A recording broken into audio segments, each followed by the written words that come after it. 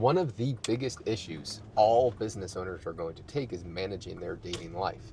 Because if you run a business, you understand how stressful it is, how much pressure once you hire people, once you grow a large team, at whatever your product and servicing, and having a ton of work while managing a relationship and trying to get better. What we've done that has actually worked very well is bringing Kayla into the business so we can be more a part of it and continuously grow together.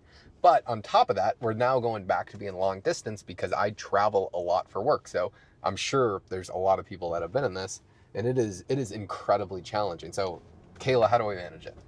I will just start by saying if you don't want to put a lot of work into a relationship, then don't get into one because it's really hard sometimes and it's a lot of different emotions, especially not saying that Josh doesn't feel it, but I definitely feel it a lot more being a woman and going through different phases of the month and also I'm also a woman though. having strong emotions. Yeah, okay.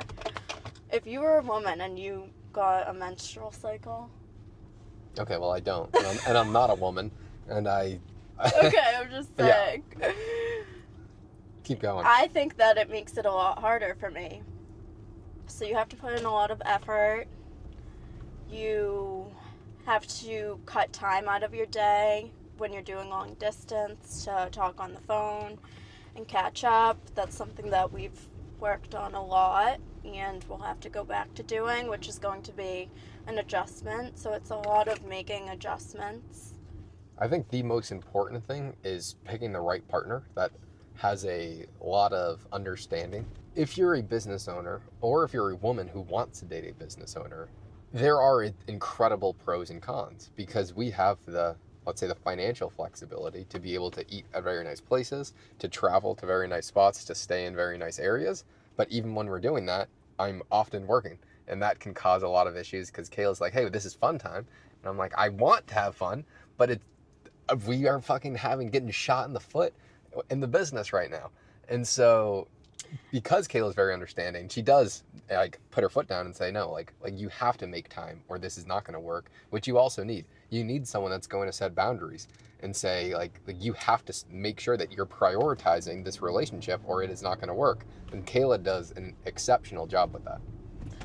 And I promise I do try and be understanding most of the time. And I really do. No, I know you are. And I really try to talk myself out of it, like it's okay, like he's just stressed. But then, every human has their needs, and there does come a time where I'm like, all right, you need to chill, like I'm still a person, I'm still here, I still need attention. So she's in the team meetings now, so she's good. I'm in the team meeting, so I get to see Josh during those, and I get to see what he's doing, so... So we do usually spend the nighttime, like, not on the TV most of the time, not on our phones, just catching up, even if it's for just 15 minutes in bed before we fall asleep.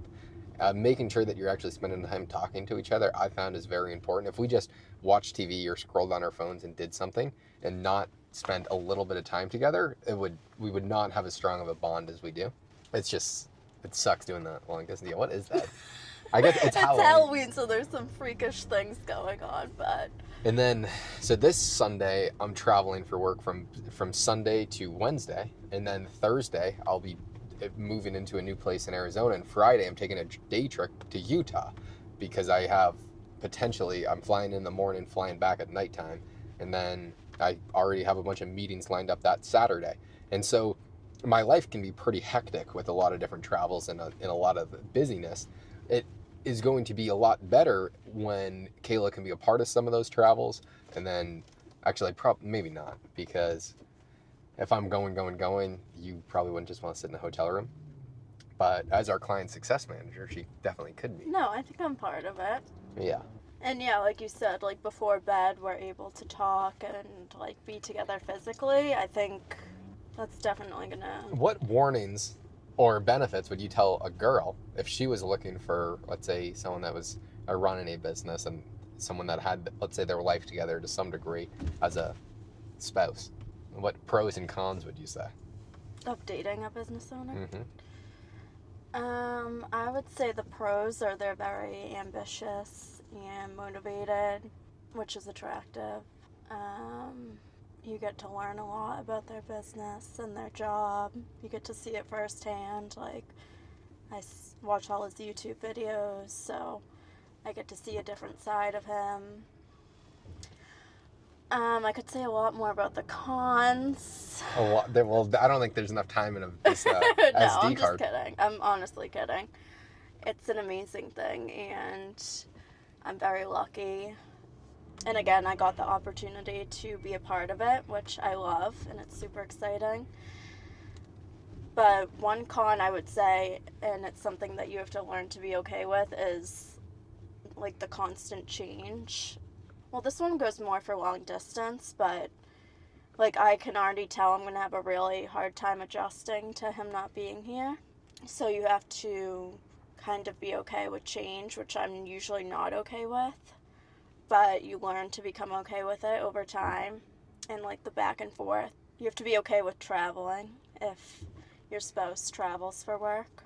For sure. You fortunately love traveling. Yeah. And now working in the business a lot more, she'll have a lot more flexibility to travel. And the other side of it is that Josh gets content when he travels, and I like to film it. Yeah. And so that adds Kayla more to the business, which is more fun too. So you really just have to be flexible and find a way that works. Exactly. I don't know. Oh no. Yeah, at first, when me and Kayla first started talking, we went on a few dates, and then I went back to Arizona, and we just didn't talk again. But I set a date. Like, I was like, okay, I'll be back home in 2 months. Let's just go out that day. But we didn't text a single time. We didn't communicate. And then it was in my calendar, so I was like, hey, we got a date in 2 days. She's like, I have work. She's like, you haven't texted me in 2 months. Why would I go on a date with you? I'm not going because... I was like, what are you talking about? We have a date planned.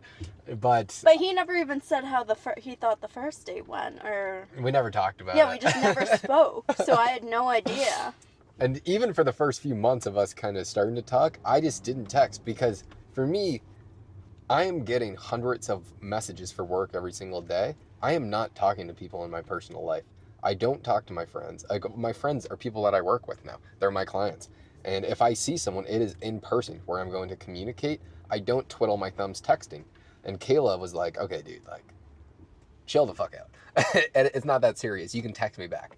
And so I was just like, okay. And so then I just got a habit of making sure that I was texting back. And now it is working. But I was a very poor texter. And I would still probably not be the best unless you WhatsApp message me. I'm fucking on that shit.